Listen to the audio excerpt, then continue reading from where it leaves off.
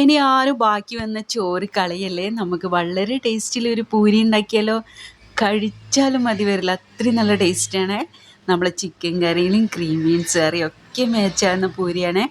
എന്നാൽ നമുക്ക് വീഡിയോയിലേക്ക് എടുക്കാം. ഇതിനു വേണ്ടി എടുത്തേ ഞാൻ 1.5 ഗ്ലാസ് ചോറാണ്.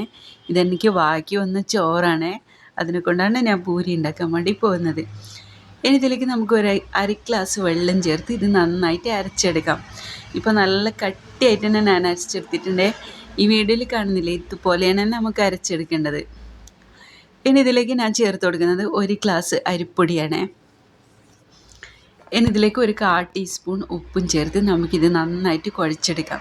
കുഴച്ചെടുക്കുന്ന സമയത്ത് ഇതിലേക്ക് വെള്ളമൊന്നും ചേർക്കേണ്ട ആവശ്യമില്ല കേട്ടോ, നമ്മൾ ചോറിലുള്ള വെള്ളം തന്നെ മതിയാവും. ഇനി ഇത് നന്നായിട്ടൊന്ന് കുഴച്ചെടുത്താൽ മതിയേ. നല്ലോണം കുഴച്ചെടുക്കണം. നമ്മളെ പത്തിനും നൂൽപുട്ടിനൊക്കെ നമ്മൾ കുഴച്ചെടുക്കുന്നില്ലേ, ആ രൂപത്തിലാണ് നമുക്ക് കുഴച്ചെടുക്കേണ്ടത്. ഇപ്പം നല്ലോണം ഞാൻ കുഴച്ചെടുത്തിട്ടുണ്ട്. ഇതുപോലെയാണ് നമുക്ക് കുഴച്ച് കിട്ടേണ്ടത്. ഇനിയെല്ലാം നമുക്ക് ബോൾസാക്കി എടുക്കുക. ഒരു 5-6 ബോൾസാക്കിയിട്ട് ആദ്യം എടുക്കുക കേട്ടോ. ഇനി നമുക്കിതൊക്കെ ഒന്ന് പരത്തിയെടുക്കാം. പരത്തുന്ന സമയത്ത് നമുക്ക് ഇതുപോലെ കുറച്ച് പൊടിയിട്ടിട്ട് പരത്തി കൊടുക്കാം കേട്ടോ. ഇനി നമുക്ക് ഇതിലേക്ക് ഒരു അളവ് പാത്രമാണ് ആവശ്യം. ഞാൻ ഇതുപോലത്തെ ഒരു മൂടിയാണ് എടുത്തത്. എന്നാൽ നമുക്കെല്ലാം ഒരേ ഷേപ്പിലായി കിട്ടുമല്ലോ, അപ്പോൾ കാണാനും നല്ല ഭംഗിയുണ്ടാവും. അതാണ്. ഇനി നമുക്കിതൊരു പ്ലേറ്റിലേക്ക് മാറ്റാം. ഞാൻ അടുത്തൊന്നും കൂടി ഞാൻ ഇതുപോലെ തന്നെ ചെയ്ത് കാണിക്കാം. ഇതുപോലെ പരത്തിയെടുത്തതിന് ശേഷം ഇതുപോലെ ആക്കിയെടുക്കാം. ബാക്കിയുള്ളതൊക്കെ നമുക്ക് ഇതുപോലെ തന്നെ ചെയ്തെടുക്കാം.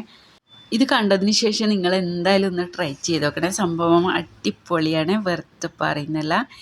ഇനി നമുക്ക് എല്ലാം ഇതുപോലെ തന്നെ ചെയ്തെടുക്കാം. ഇപ്പം ഞാനെല്ലാം ഇതുപോലെ തന്നെ ചെയ്തെടുത്തിട്ടുണ്ട്.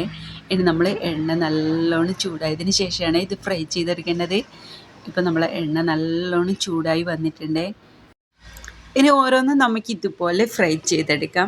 ഇപ്പോൾ നല്ലോണം പൊങ്ങി വരുന്നുണ്ട്. ഇനി നമുക്കിത് തിരിച്ചിട്ട് കൊടുക്കാം. ഇതുപോലെ തിരിച്ചിട്ട് കൊടുക്കാം. ഇനി നമുക്കിതൊരു പ്ലേറ്റിലേക്ക് മാറ്റാം. അടുത്തത് കൂടി നമുക്ക് ഇതുപോലെ തന്നെ ചെയ്തെടുക്കാം. ഇത് ചെയ്യുന്ന സമയത്ത് നിങ്ങൾ ഫ്ലെയിമൊന്നും കുറയ്ക്കണ്ട കേട്ടോ. നല്ല ചൂടുള്ള എണ്ണയിൽ തന്നെ ഇത് എല്ലാം ഫ്രൈ ചെയ്തെടുക്കാനുള്ളതാണ്. ഇനി എല്ലാം നമുക്ക് ഇതുപോലെ തന്നെ ചെയ്തെടുക്കാം. അങ്ങനെ നമ്മൾ അടിപൊളി ടേസ്റ്റിലുള്ള ചോറ് കൊണ്ടുള്ള പൂരി റെഡിയായേ. നിങ്ങൾക്ക് ഈ വീഡിയോ ഇഷ്ടമായെന്ന് ഞാൻ വിചാരിക്കുന്നു. ഇഷ്ടമെങ്കിൽ ലൈക്ക് ചെയ്യാനും ഫോളോ ചെയ്യാനും സബ്സ്ക്രൈബ് ചെയ്യാനൊന്നും മറക്കല്ലേ. ഇതുപോലുള്ള നല്ല വെറൈറ്റി വീഡിയോസായിട്ട് നമുക്ക് വീണ്ടും കാണാം.